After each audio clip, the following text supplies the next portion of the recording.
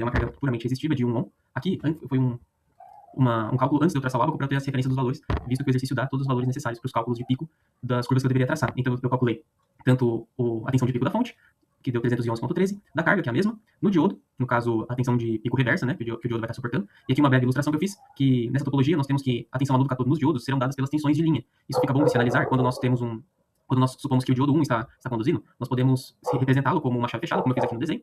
Desse modo, a frequência de fase do seu ramo, que é VB, vai ser comum entre os catodos dos demais diodos que não estão conduzindo. Ou seja, quando eu faço a diferença de potencial em qualquer um dos diodos, eu vou analisar aqui para o diodo 1, por exemplo, a sua tensão de fase, aqui no anodo, e no seu catodo VB. Logo, VA menos VB, VAB, que é a tensão de linha. Mesma coisa ocorre para o diodo 3, no caso aqui para a fase C. Dando procedimento aqui também calcula os valores de pico das correntes no diodo e na corrente na fonte 1, que no caso é a mesma corrente no diodo 1, né?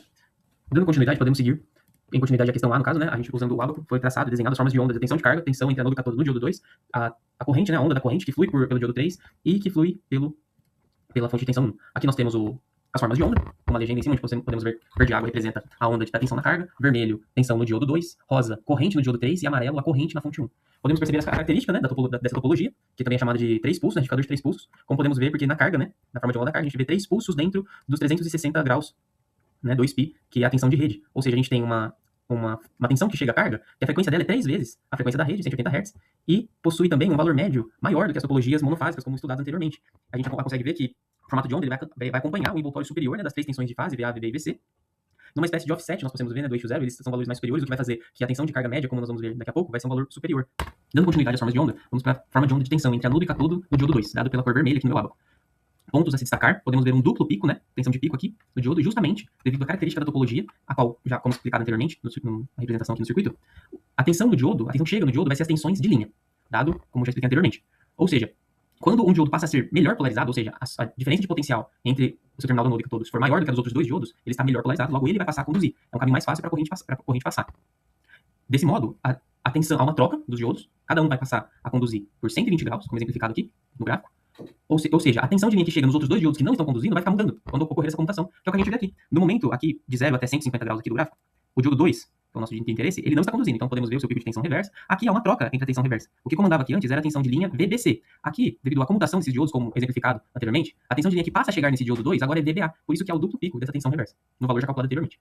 Ao diodo 2, quando ele fica melhor polarizado, como exemplificado aqui, ele vai passar a conduzir, claramente. Ou seja, entre os seus terminais não vai haver tensão, permitindo a passagem de corrente. E daí, então, a tensão ficará zerada, formando esse tipo de onda aqui. Indo agora para a forma de onda. Na corrente, mais especificamente aqui em rosa, na corrente do diodo 3, nós podemos ver que a corrente haverá corrente passando pelo diodo no momento em que ele está em condução, ou seja, quando a tensão nos seus terminais for zero. Então, aqui onde há a corrente no D3, também, se tivesse desenhado o gráfico, assim como está no diodo 2 da sua tensão, dos terminais, ele seria zero aqui. Então, a gente tem aqui a condução da corrente no 3 aqui, ou seja, o diodo 3 que está comandando a condução. Aqui há uma comutação, a corrente vai passar pelo diodo 1, que é a corrente amarela, que é a mesma corrente que vai passar na fonte 1, já explicando, né? E depois volta a conduzir aqui no 270 graus. Volta a ser o diodo 3 que comanda, melhor polarizado, e haverá corrente sobre ele. Nota-se também o formato dessa corrente, né? Que se dá no início numa reta, né? Justamente porque ela começa a conduzir ali, ela é uma troca, né? Em 120 graus, né? Então não pega o formato da sinoide completa, né? Como nós conhecemos, mas sim pega uma parte dela, e depois segue, né? O formato, e depois de novo há o corte, né? Porque deu 120 graus, troca para outro diodo, como já um diodo que está melhor polarizado, tendo esse formato, né? Bom, essa explicação aqui, mas de novo ressaltando, a corrente na fonte 1, dado por amarelo, é a mesma corrente que passará no diodo 1. Portanto, a gente vê o mesmo formato. Certo? No caso, né, onde foi pedido para calcular a tensão média na carga pela definição de integral. Temos na definição o termo que multiplica a integral, 1 pelo período, como explicado anteriormente, o período agora na tensão de carga, é notório que a tensão de carga ela passa a se repetir a cada 120 graus. Portanto, 1 por 2π por 3. Olhando para a integral, vemos que os seus limites se dão por 30 e 150 graus, né, um delta de 120 graus, né, porque é justamente onde excursiona ali a tensão na carga, né, podemos ver aqui no primeiro momento, na primeira condição, em 30 graus até 150, no espaço de 120 graus, a gente tem o formato da carga.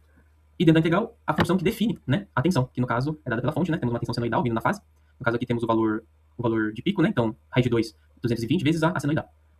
Dando procedimento aqui na integral, passamos o que é constante para fora, fica a integral de seno, a integral de seno é menos cosseno, substituindo os limites de integração, chegamos neste valor de 257,29 volts para a tensão média na carga.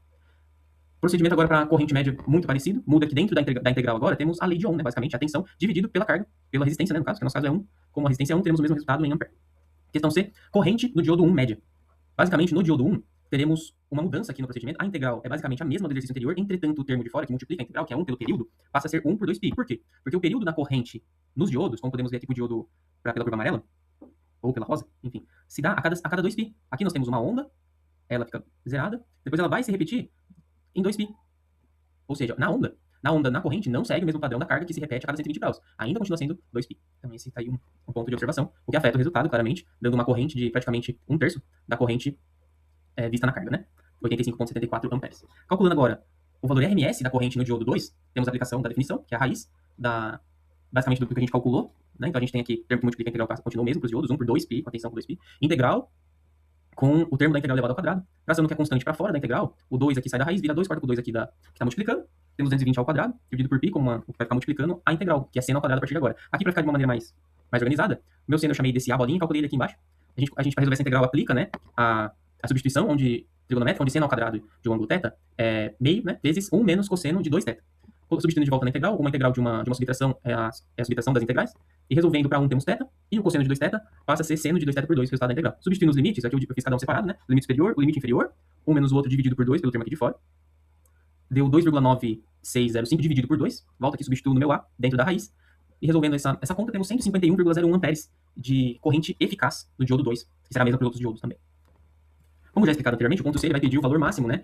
Máximo valor de pico nos diodos, que se dá pelo que a gente demonstrou que é a tensão de linha, né? A tensão de linha é raiz de 3 vezes a tensão de fase. Tensão de pico de fase, né? E no caso temos raiz de 3, raiz de 2, 220, que é o valor RMS, que nos dá 538,89 volts, como mostrado anteriormente.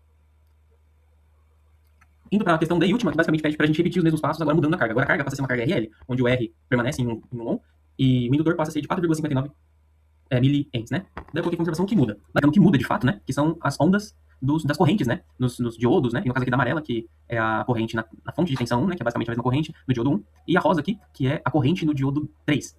Por que o formato dela se altera, né? Por que ele fica assim, com menos ondulações, mais contínuo, né? Isso se dá pela própria característica do indutor. Como visto em sala de aula, né? Vemos que o indutor, ele armazena energia, e no caso, quando a troca de comutação, não há tempo suficiente de descarregar o indutor, né? A corrente que há nele. Então, ele meio que segura a corrente pelos 120 graus, não há tempo suficiente dele descarregar, por isso que a corrente não volta a excursionar pro eixo zero, pro zero, né, do eixo, mas permanece no topo, tendo cada vez mais, quanto maior a indutância, mais vai demorar para descarregar e mais vai aparecer cada vez mais aqui uma onda quadrada, né, algo constante, né, por isso que a gente tem esse formato alterado.